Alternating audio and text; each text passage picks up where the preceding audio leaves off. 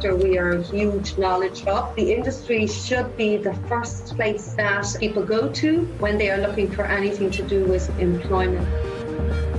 We really funnel people into the formal labor system. That's something that's being perceived more today.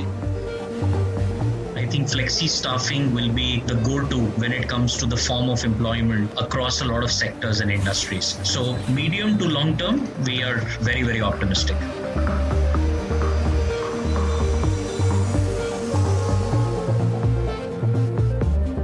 Welcome to World Views on the World of Work, our podcast series that aims to fuel the global debate on the post-COVID world of work.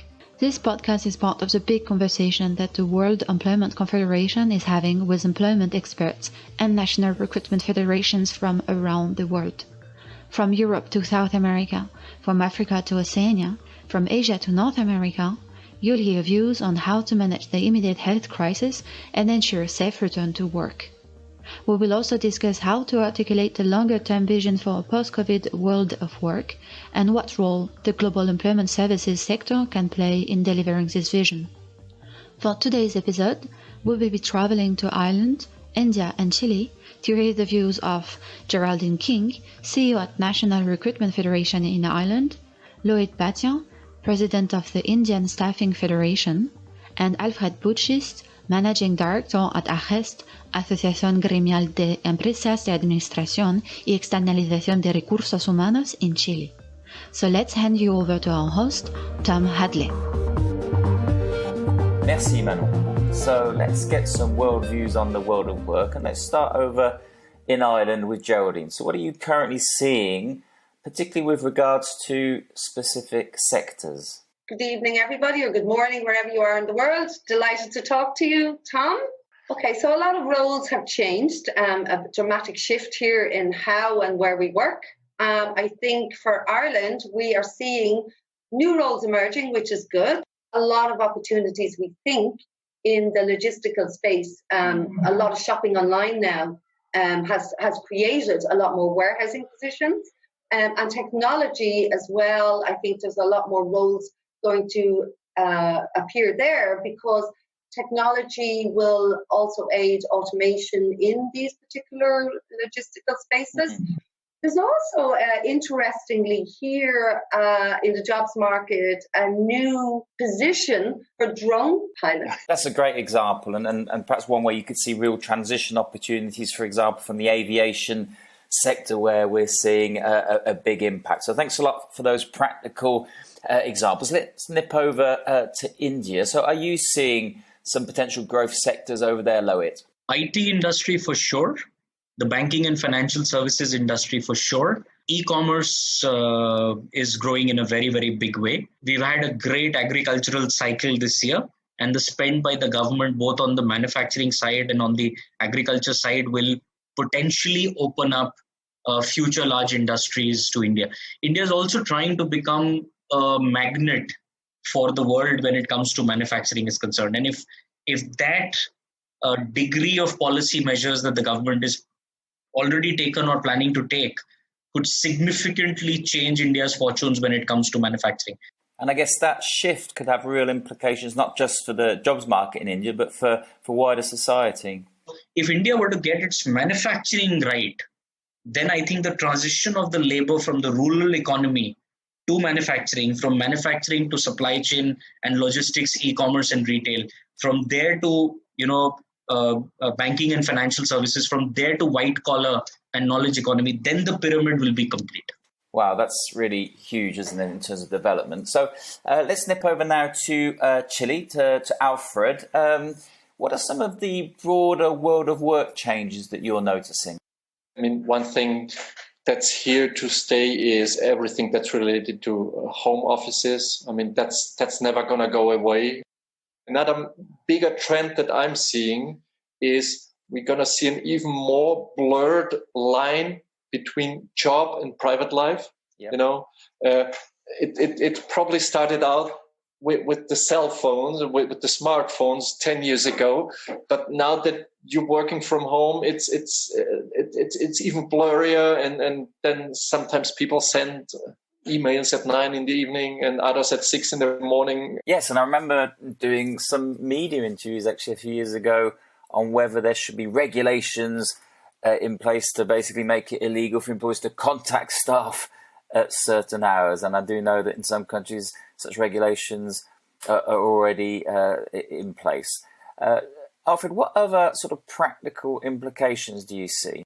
One of the logical consequences of home office work is it is not that important anymore where your home is. The next logical step will be, hey, why does it have to be 10 kilometers? It doesn't matter if it's 100 kilometers or 1,000 kilometers. There might be really a moment where floodgates open and really, truly international jobs happen. Yes, and as these sort of geographical boundaries disappear, some potential opportunities there for the employment services sector, you would think. So let's move on and stay with you, Alfred, though, for this next question, which is really about how optimistic are you feeling about the outlook for flexible staffing going forward? Very optimistic because we really feel that the way back to normal, which will be with lots of zigzags and ups and downs, that's a prime scenario for agency work. We know historically, in terms of changes, in terms of turmoil in the labor market, that's when we as an industry do best. We do well whenever there's a lot of uncertainty in the labor market, which is now. That's great to hear, Alfred. So let's take our optimism gauge and head over back to India. And Loic, let's ask you the same question. How do you feel about the outlook for flexible staffing? I think we very much for India feel very optimistic. India is one market where on a volume front, flexi staffing today would be the 5th highest in the world. However, our penetration ratios remain extremely low. We doubled our penetration in employment in India, but yet at 0.6, 0.65, we are a fraction of the penetration ratios of flexi staffing the world over, especially in the developed world. The way we look at it in the next decade or beyond, I think flexi staffing will be the go-to when it comes to the form of employment across a lot of sectors and industries. So medium to long term, we are very, very optimistic. Wow, positive vibes all around us, which is great to hear. Let's scoot back over now to Ireland. So Geraldine, what's your take on the outlook for the wider sector? We've a massive opportunity here as a sector to not only reinvent some of the services that we provide, but also to showcase the services that we already had. We need to be viewed as influencers. And I think, we should be influencing the policies that are going to emerge, new policies, legislation. And I think on a more practical level, we need to be viewed as solution providers. As a sector, we are a huge knowledge hub. So the industry should be the first place that people go to when they are looking for anything to do with employment. That's spot on. And I love the idea of the knowledge hub, the go-to place for policymakers, for employers, for workers. When you've got questions about employment, who you're going to call, I'll give you a clue. It's not Ghostbusters on this occasion. It's us. We're probably going to need a jingle.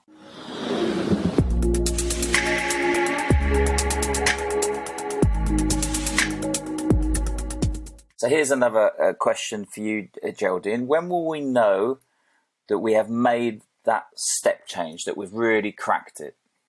The day that we can say that we are viewed as a stakeholder around every table that influences policy, education, and anything to do with recruitment and jobs is the day that we know that we've been taken seriously as a sector. We are solution providers. We do have at our fingertips in every country. We have data, we've got knowledge, we've got experts that contribute on a daily basis to keeping the world of work revolving. And this is something that we need to be more visible at government level on and knocking down doors to be seen there. Thanks for that, Geraldine. And we'll probably return to the theme of government, but let's turn our attention now to clients. How are employers responding at the current time? So let's listen it back over to India for this one. Loic, what's your take on that, on the client agenda currently? So the first thing is the clients are expecting a lot of flexibility when it comes to flexi staffing. When I say flexibility today, they're not looking at standard contracts like 11 months or annualized contracts or quarterly contracts getting extended. They're looking at even 30-day contracts, and can that marry with the seasonal growth of that industry or that client? Second, they're looking at deployment of technology. They don't want to go to two separate firms, one which brings the human and second which manages the human using technology. They expect the firm which brings the human itself also to bring the technology and manage both ecosystems together. So that's the interesting thing that we're noticing. The third and most importantly, what we're noticing is the customer is expecting good quality productive returns for their spends.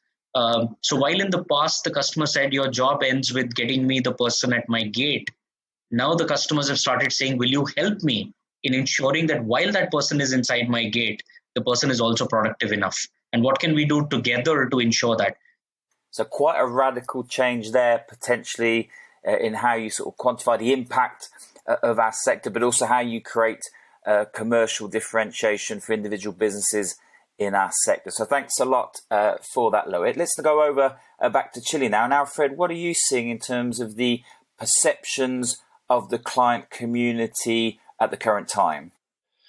I think one of the challenges that we're seeing, I think we're still somewhat being perceived as a niche industry, that might be working for some type of bigger companies, but there's still a lot of smaller, mid-sized companies that saying, oh, that whole agency thing, that's not for me. And I think one of the challenges for us as an industry here in Chile is to really get into the mainstream. They say, hey, that's not just for big companies, or you don't have to hire, hundreds of people through us. But even if you're a mid-sized company with 100 people and you see for whatever reason a boost in production, or if you run a private clinic and healthcare is up. For me, I think that's the main challenge is to get into the mainstream and move from the border to the center of the economy and to everybody. Yes, and that's a great example where addressing latent preconceptions could open whole new market opportunities for the sector, in this case, the SME market. Let's nip back over to Geraldine in Ireland. What do you see as some of the big emerging challenges for client organisations? I still think, we are going to run into shortages of candidates, but I do think it's also an opportunity because of remote working to be able to diversify and be inclusive and open a whole new talent pool. I think the whole health and safety is going to be one of the big, huge issues because of remote working and responsibility and onus on employers to make sure that everything is in place and that policy and protocols are definitely in place to protect all employees. And then I suppose the third thing that will be a challenge as well is around data protection. With remote working, are we ensuring that data protection is being adhered to? Yes, and that's a great point, isn't it, about not losing sight of the basics around compliance, around data protection. I really like what you said as well about the role external providers can play in facilitating inclusion, but also facilitating that safe return to the workplace. And the sector has played a huge role during the crisis in that particular area.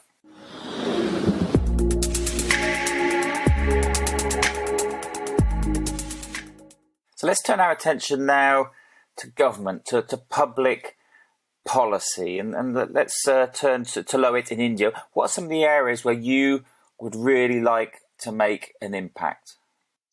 India, unfortunately, has the dubious distinction of being the second worst in the world in informal employment at about 85%.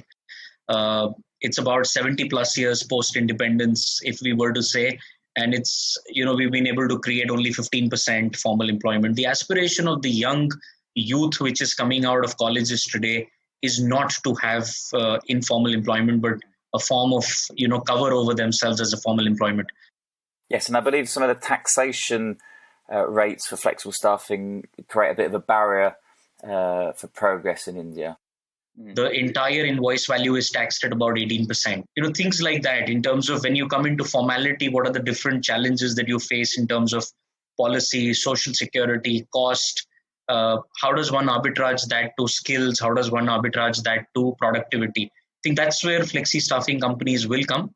And we feel that once we can get that, matched right, India should become definitely, at least if not more, 35% formal from where it is today at just 15%. Yes, and there's growing recognition for the role that the employment services sector can play in helping to facilitate that transition from informal to formal working. So thanks a lot for that, Loid. Let's move over to you, Alfred, in Chile. How are you seeing the perception of government evolving vis-a-vis our sector? I think we really see a kind of a change in the way we're being treated, and of course a lot of that is being driven by public opinion. Yeah, politicians are fairly, always have one ear on the public, on whatever the public is saying. But we're definitely seeing that we're being perceived now as more positive than as opposed to probably a year ago, because we have shown that we have the capacity to create jobs when no other industry is creating jobs. We've seen that in the past months, where we were basically the only industry who was really hiring. So we really funnel people into the formal labor system, and that's something that's being perceived more today, or in a better way than it was before. And that really reinforces what we just heard from Loit in terms of our industry's role in facilitating that transition to formality. What other priorities, Alfred, are you taking forward currently in terms of your work with government? We try to get involved and really kind of bring ourselves into new labor laws and being perceived as a constructive element there. We got the new law 2 years ago in terms of hiring quota of people with disabilities. We dove into that and helped people out. We're also very active in terms of migration and how we can help get people who are migrants get into the formal labor markets and even help them out, get their documentation sorted out. So we really position ourselves as being a constructive and productive element in the whole human resource and labor ecosystem here in Chile. Thanks for that, Alfred. Now, we've looked a lot at the external environment, but let's finish by looking within ourselves. So if we want to reposition the industry, what are some of the priorities for us within our own industry? And Geraldine, it'd be great to get your take on some of the priorities there.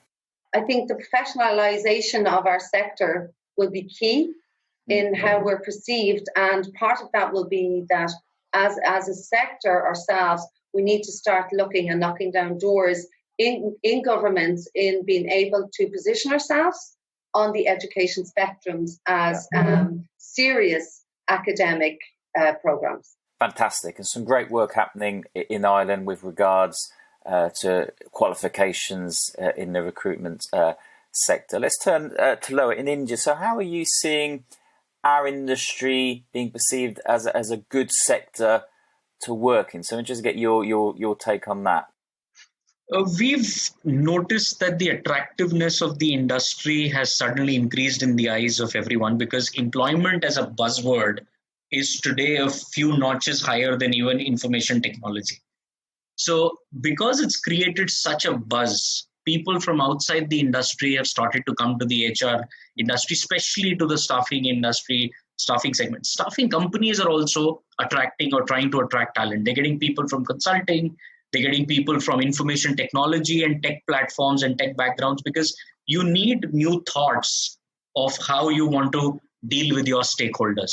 And if you're a large staffing company, then you also have very complex, processes at very high volumes. So the ability to solve for all of that, the ability to solve for your customer, just requires us to bring that many more people from outside of our industry and outside of our ecosystem.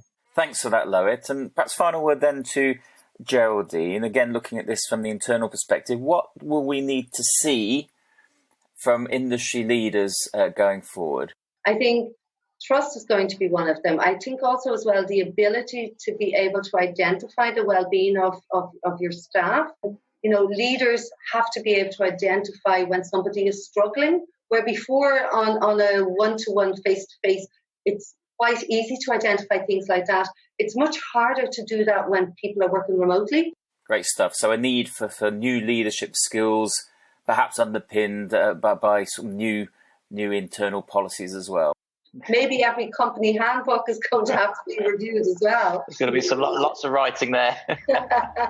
So that's the end of the podcast. Some real takeaways from today, including the sectors where we can expect to see growth and new opportunities, perhaps different ways of measuring the impact we make, in particular with regards to productivity, a big focus on bringing great people into the sector, and also around how we influence the public policy agenda. So massive thank you to Geraldine, to Lohit and to Alfred for their contribution. I look forward to seeing you next time for some more world views on the world of work.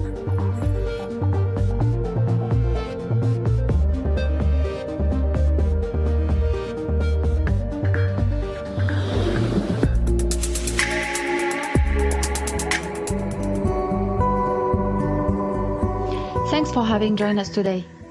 Did you find interesting what you hear so far? Make sure you never miss a show by visiting our website wecglobal.org or by following us on LinkedIn and Twitter. Let's meet next month with other industry experts.